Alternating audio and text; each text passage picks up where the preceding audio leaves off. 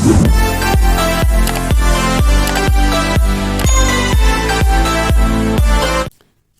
Everyone, welcome to my YouTube channel English short and classes. तो आज की class में हम द हाविंग प्रिंसिपल का सेक्शन 1 पढ़ेंगे। इसके 2 सेक्शन हैं। तो सबसे पहले हम जनरल रूल देखते हैं। General rule, having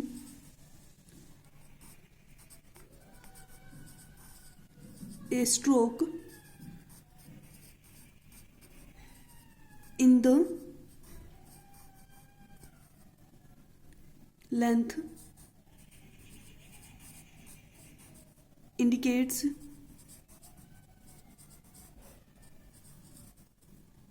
the addition of T or D. तो ये जनरल रूल में क्या बताया गया है? Halving a stroke in the length indicates the addition of T और डी। जो हमने 26 स्ट्रोक्स पढ़े हैं उनमें से किसी को भी हम हाफ कर देंगे तो उनमें क्या ऐड हो जाएगा? टी और डी ऐड हो जाएगा। ठीक है, इस रूल में ये बताया गया, इस चैप्टर के बारे में ये है कि हम किसी स्ट्रोक को हाफ कर देंगे तो उसमें टी और डी की एडिशन हो जाएगी। ठीक है, तो फर्दर रूल देखते हैं हम। फर्स्ट रूल है हमारा having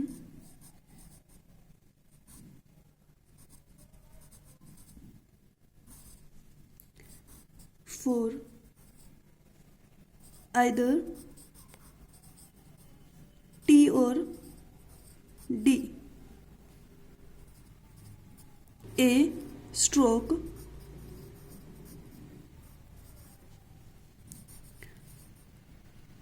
having a final hook or a joined diphthong may be halved. You either T or D। तो इस पॉइंट में क्या बोला गया है? जहां पर किसी स्ट्रोक के साथ फाइनल हुक हो या जॉइंट डिप्थोंग होगी, उस केस में स्ट्रोक को हम हाफ कर सकते हैं टी और डी के लिए। ठीक है, किस केस में? जहां पर स्ट्रोक के साथ में या तो फाइनल हुक होगी या उसके साथ डिप्थोंग ज्वाइन होगी, तब उस केस में हम टी और डी के लिए हाफ कर सकते हैं। कैसे करेंगे? एग्जाम्पल से देखते हैं। टी और डी दोनों के लिए हाफ कर सकते हैं। किस तरीके से करेंगे? एग्जाम्पल से क्लियर करते हैं। जैसे हमें वर्ड लिखना हो पेव, तो ये तो हमने सिंपली हम लिखते आए हैं। पी वी की हुक और ए का वोवल प्लेस कर देंगे, पेव। अगर हमें अब वर्ड लिखना हो पेव्ड, तब इसको क्या करेंगे? डी की एडिशन के लिए हाफ कर देंगे स्ट्रोक को। पी वी की हुक और हाफ कर दिया, तो इसके अंदर क्या है? डी ऐड हो गया है, तो ये बन गया पेव्ड। पेव को हमने सिंपल लिखा था और पेव्ड ये बोला गया इसमें कि फाइनल हुक हो तभी हम टी और डी के लिए हाफ कर सकते हैं। तो इसमें वी की फाइनल हुक है, तो इसमें डी के लिए हम हाफ कर दिया, तो इसको हम पढ़ेंगे पेव्ड। ठीक है, और एग्जांपल देखते हैं। जैसे हमें वर्ड लिखना हो 10, तो 10 हम सिंपल ऐसे लिखते हैं। अगर हमें वर्ड लिखना हो टेंट, तो कैसे लिखेंगे? टी को हाफ कर देंगे, एन की हुक लगा के ए का वोवल प्लेस कर देंगे। टी की एडिशन के लिए इसको हमने हाफ कर दिया है टेंट, इसको हम पढ़ेंगे अब टेंट। ठीक है, और एग्जांपल देख लेते हैं। जैसे हमने वर्ड लिखना हो फ्यू, तो फ्यू को हमने इस तरीके से बनाया है। अगर हमें वर्ड बनाना हो फ्यूड, कैसे बनाएंगे, इसको हाफ कर दिया तो इसके अंदर डी की भी एडिशन हो गई, तो ये बन गया फ्यूड। ठीक है, इस तरीके से लिखना है। एक एग्जांपल और देख लेते हैं। जैसे हमें वर्ड लिखना हो प्राव, तो प्राव को कैसे लिखेंगे, पी आर और आओ का डिफ्थोंग लगा देंगे। इसमें देखो डिफ्थोंग भी बोला हुआ है ना, जॉइंट डिफ्थोंग हो तो इसके साथ जॉइंट डिफ्थोंग है। अगर अब हमें वर्ड लिखना हो प्राउड तो कैसे बनाएंगे, पी आर और आओ का डिफ्थोंग लगा देंगे और हाफ कर देंगे स्ट्रोक को, तो ये बन गया प्राउड। ठीक है, इस तरीके से। सेकंड रूल है halving for T only, halving for T only. तो इसमें हम टी और डी दोनों के लिए पढ़े हैं, इसमें हम टी के लिए पढ़ रहे हैं कि टी के लिए हम कब कब हाफ करेंगे, कब कब हमें हाफ करना है टी के लिए। तो देखते हैं, in words of one syllable light strokes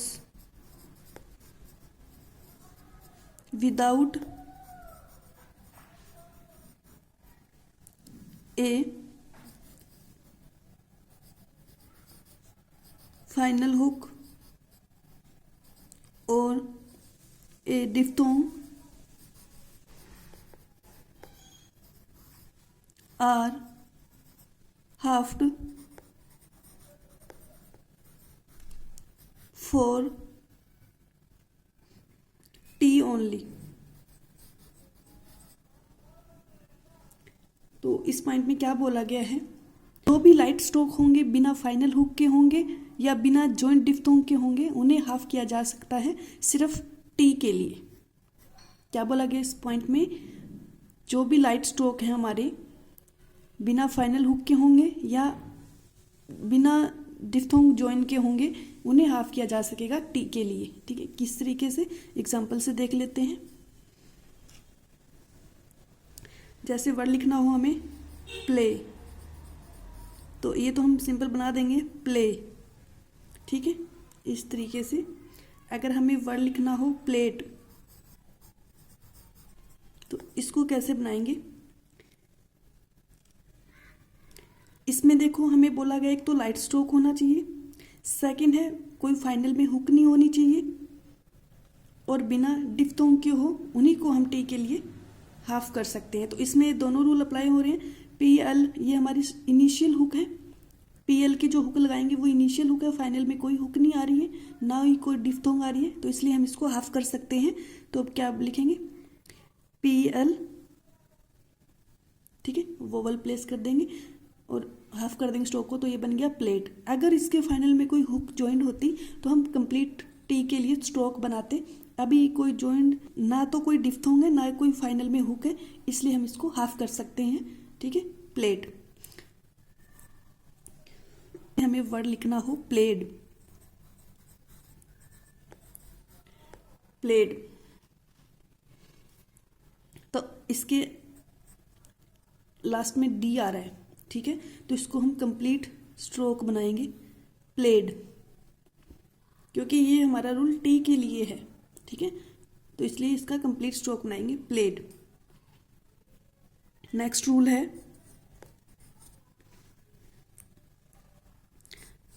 halving for D only.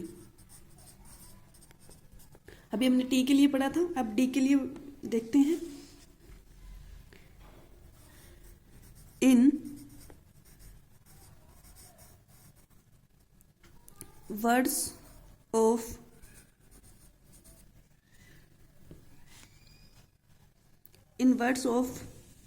One syllable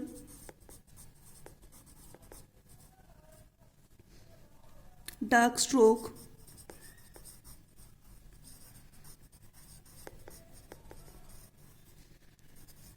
without A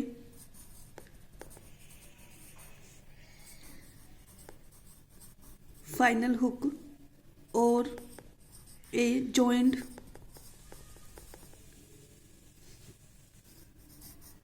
diphthong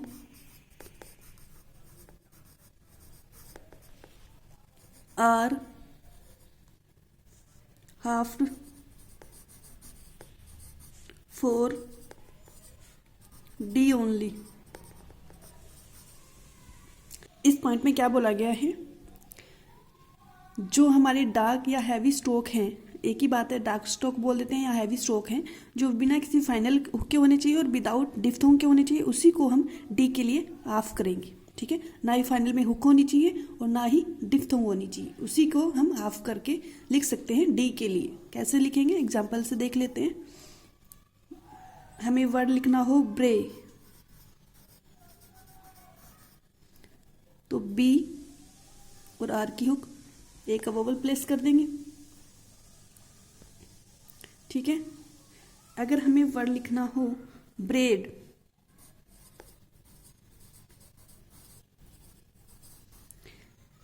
तो इसमें क्या है, फाइनल में ना तो हुक है इसके और ना ही डिफ्थोंग जॉइन है, तो इसलिए हम इसको हाफ कर सकते हैं।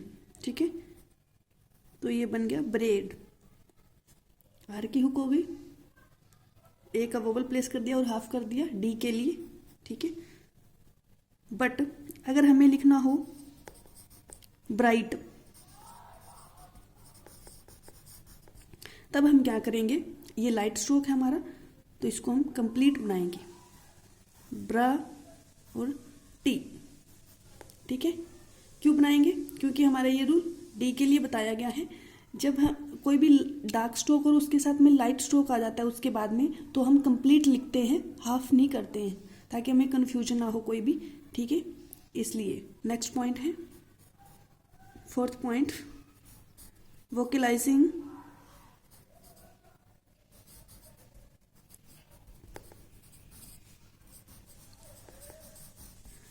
Half length forms vowels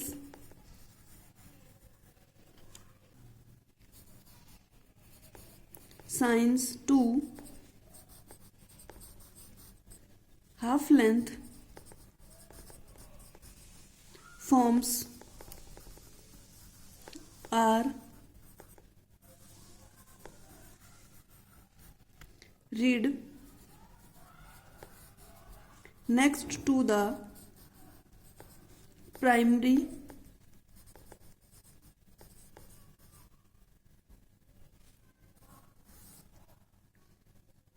strokes.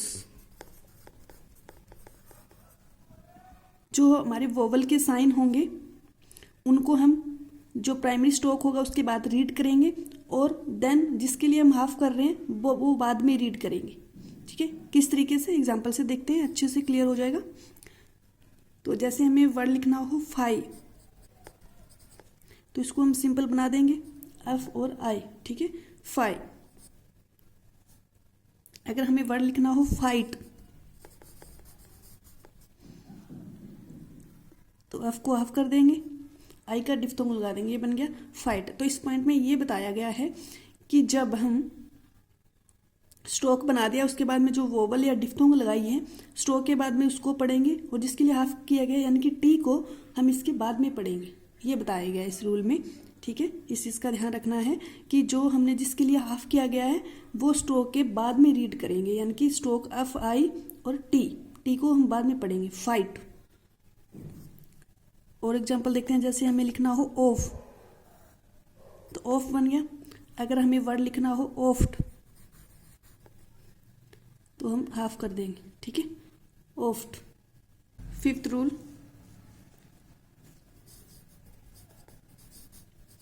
Circle S following half length forms. Circle circle S at the end of a half length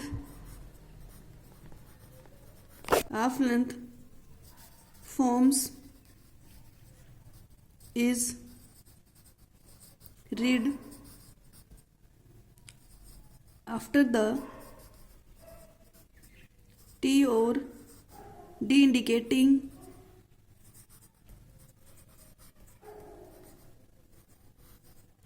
by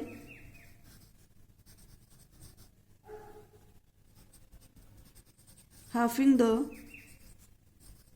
stroke.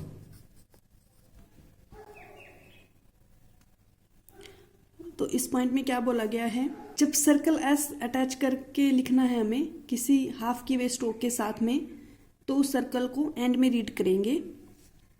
क्या बोला गया इस पॉइंट में, जब सर्कल एस को हमें अटैच करना है किसी हाफ की वे स्ट्रोक के साथ में, तो जो वो सर्कल है उसको एंड में रीड करेंगे, यानी कि एंड में पढ़ेंगे। किस तरीके से, एग्जाम्पल से देखते हैं। जैसे हमें वर्ड लिखना हो कोट, तो इसको हमने सिंपली ऐसे बना देंगे, टी के लिए हाफ कर देंगे इसको, ये बन गया कोट। अगर हमें वर्ड लिखना हो कोट्स, तब कैसे बनाएंगे, के और टी के लिए हाफ कर दिया और एस लगा दिया, तो कोट्स। तो इस पॉइंट में ये बोला गया है कि जो एस लगाया हमने वो हाफ किया हुआ है, जैसे टी के लिए हाफ किया है इसको, तो टी के बाद में रीड करेंगे। ठीक है, कैसे रीड करेंगे, जो एस लगाया है हमने वो जो हाफ किया हुआ है उसके बाद में रीड करेंगे, जैसे कोट्स, टी के बाद में रीड करेंगे। ठीक है, गॉट इट। नेक्स्ट पॉइंट है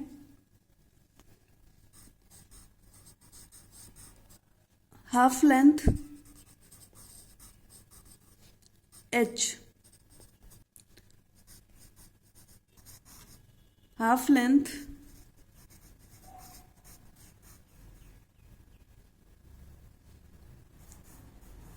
H when not joined to another stroke is always written upward. इस पॉइंट में क्या बोला गया है, जब एच के साथ में कोई भी स्ट्रोक हमें ऐड करके ना लिखना हो तब हम हमेशा अपवर्ड फॉर्म यूज करेंगे एच की। ठीक है, कैसे करेंगे, एग्जाम्पल से देखते हैं। जैसे हमें वर्ड लिखना हो हाइट,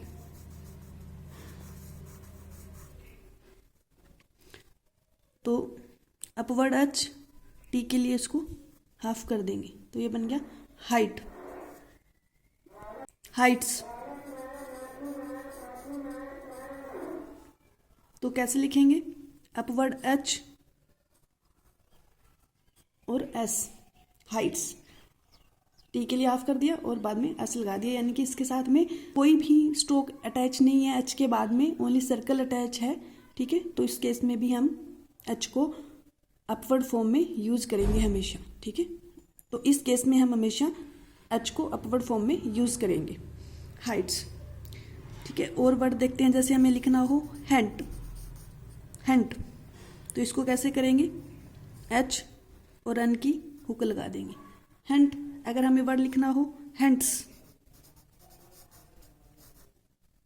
तो upward H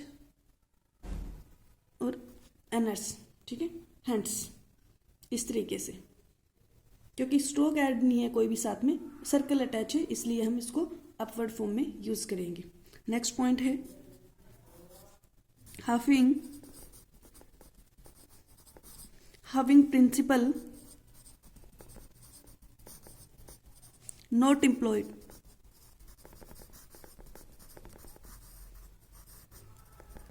having principle not employed, इसके दो पॉइंट है। पहला पॉइंट है in words when a vowel follows final T or D because a final vowel requires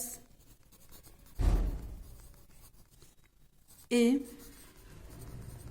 final stroke। क्या बोला गया इस पॉइंट में? जब टी और डी को कोई वोवल फॉलो करता हो तो उस केस में हम कंप्लीट स्ट्रोक बनाएंगे, ना कि हाफ करेंगे। ठीक है, क्योंकि वोवल की प्लेसमेंट देनी होती है हमें, इसलिए। तो एग्जांपल से देखते हैं। जैसे हमें वर्ड लिखना हो पिट, तो सिंपल इसको बना देंगे पिट। लेकिन हमें अगर वर्ड लिखना हो पीटी, तो टी के बाद में वोवल आ रहा है पी और टी, तो इसलिए हम कंप्लीट आउटलाइन बनाएंगे, हाफ नहीं करेंगे, क्योंकि वोवल की प्लेसमेंट नहीं दी जाएगी। फिर कंफ्यूज होंगे हम कि लास्ट में वोवल आ रहा है पिट है या पीटी है। ठीक है, तो इसलिए। और वर्ड देखे, जैसे हमें लिखना हो ग्रीड, तो ग्रीड हम सिंपल बना देंगे क्योंकि वोवल नहीं आ रहा है इसके बाद में। अगर हमें वर्ड बनाना हो अब ग्रीडी, तो इस केस में हम कंप्लीट बनाएंगे ग्रीडी। इसका सेकंड पॉइंट है where more distinctive outline is obtained by the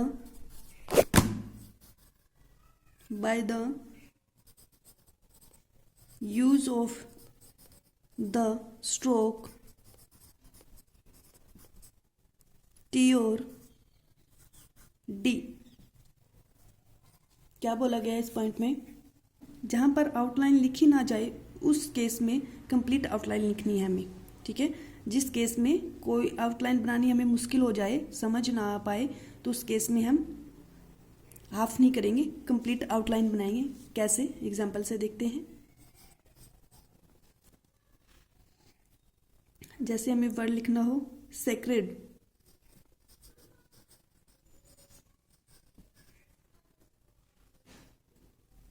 SKRT।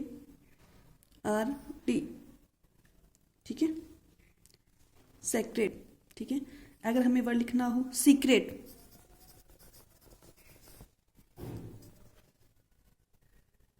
तो इस केस में हम हाफ कर सकते हैं सीक्रेट। ठीक है, नेक्स्ट पॉइंट है हाफ लेंथ रे। रे को कभी हाफ करके यूज़ नहीं करेंगे हम, क्योंकि अगर रे को हम हाफ करके लिखेंगे, अगर ऐसे लिखेंगे तो ऐसे हमारा एंड बनता है, ग्रामर लोग के हमने। अगर हम ऐसे लिखेंगे तो ये हमारा शुद्ध ग्रामर लोग है, तो इसमें हमें कन्फ्यूजन होगा, इसलिए हम रे की शॉर्ट फॉर्म यूज़ नहीं करते, हाफ करके यूज़ नहीं करते। इसमें एक्सेप्शन है दो।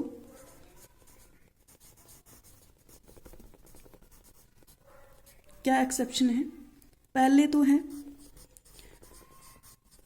हुक एन के साथ में अगर सर्कल एस लगाना हो,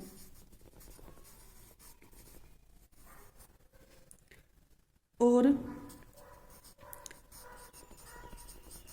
हुक एफ और वी के साथ में सर्कल एस लगाना हो, तो इन दो केस के अंदर हम रे को हाफ कर सकते हैं। ठीक है, कैसे? एग्जाम्पल से देखते हैं। इन दोनों केस के साथ कर सकते हैं, मैं यहाँ पे लिख देती हूँ हाफ लेंथ रे की हम यूज कर सकते। इन दोनों केस में रे को हम हाफ करके लिख सकते हैं। कैसे लिखेंगे? एग्जाम्पल से देखते हैं। जैसे हमें वर्ड लिखना हो रेंट्स, तो हम आर और एन एस, ठीक है, टी के लिए ऑफ कर दिया इसको। तो ये इसको हम पढ़ेंगे रेंट्स, क्योंकि इसमें एन की हुक भी है और साथ में सर्कल भी अटैच है, इसलिए इसको हम ऑफ करके लिख सकते हैं। सेकंड, हमें अगर लिखना हो रेफ्ट्स, तो आर एफ और एफ के अंदर एस, ठीक है, ये बन गया रेफ्ट्स। इसमें सेकंड केस है जैसे एफ की हुक है और सर्कल एस अटैच है, तो इन दो केसेस में हम रे को हाफ करके लिख सकते हैं और बाकी सभी के साथ हम रे का स्ट्रोक बनाएंगे, कंप्लीट आउटलाइन बनाएंगे, ठीक है। इनके साथ हम हाफ कर सकते हैं, जैसे बाकियों के साथ हमें हाफ नहीं कर सकते। जैसे हम एग्जांपल देखते हैं, हमें लिखना हो राइट, तो राइट की पूरी आउटलाइन बनानी पड़ेगी हमें, ठीक है। इसको हम हाफ करके इस तरीके से नहीं लिख सकते, ये गलत हो जाएगा, ठीक है। अगर हमें लिखना हो राइट्स, आर टी और एस, कंप्लीट बनाएंगे तो इस तरीके से बनाएंगे। बस इन दो केसेस के अंदर ही हम रे को ऑफ करके लिख सकते हैं, बाकी सभी केसेस में हम कंप्लीट रे की आउटलाइन बनाएंगे, ठीक है। नेक्स्ट पॉइंट है, नेक्स्ट एक छोटा सा ही है पॉइंट, बताना ही है वैसे तो, must not be written through the line, must not be written through the line upward or downward strokes। कि इस पॉइंट में हम जो थर्ड प्लेस लिखते हैं, हाफ करके लिखते हैं, उस केस में हमें थर्ड प्लेस में थ्रू द लाइन स्ट्रोक को नहीं बनाना है। फर्स्ट और सेकंड प्लेस हम बनाएंगे बट थर्ड प्लेस नहीं बनाएंगे, third place on the line ही बनाएंगे। इसमें थर्ड प्लेस नहीं होता, हाफ करके लिखते हैं, क्योंकि जैसे हमने लिखा था फ्यू, ठीक है, तो इसको हम ऐसे नहीं लिखेंगे, इसको ऐसे ही लिखेंगे, ठीक है। तो इस पॉइंट को बताने का मतलब यही था, ठीक है। So that's all for today's topic, the halving principle. I hope आपको अच्छे से समझ आ गया होगा। Thank you, good luck.